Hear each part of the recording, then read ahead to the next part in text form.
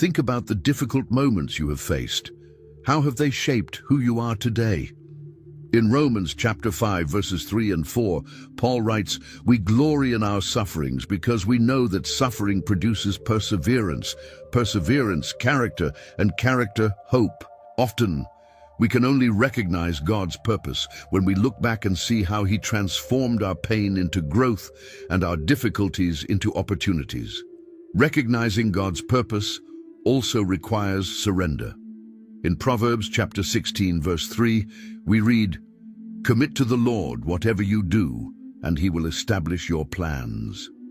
This means we must surrender our plans, desires, and fears to God, trusting that He is working all things for the good of those who love Him, as written in Romans chapter 8, verse 28.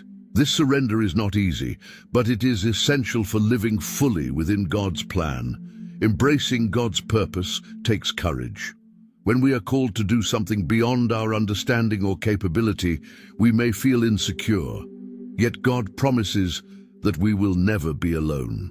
In Joshua chapter 1, verse 9, He says, "Have I not commanded you? Be strong and courageous. Do not be afraid. Do not be discouraged, for the Lord your God will be with you wherever you go." Embracing God's purpose means trusting that He is with us every step of the way, empowering and guiding us. It is important to remember that God's purpose is not always something grandiose in the world's eyes.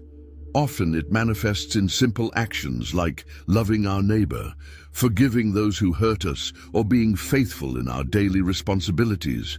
In Matthew chapter 25, verse 40, Jesus teaches, "Whatever you did for one of the least of these brothers and sisters of mine, you did for me."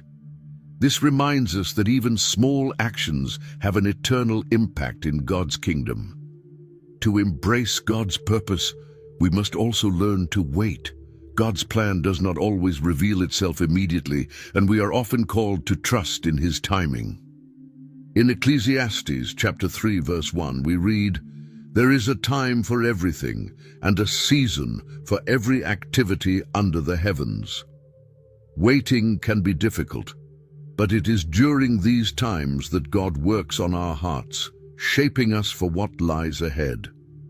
Finally, recognizing and embracing God's purpose leads us to live with gratitude.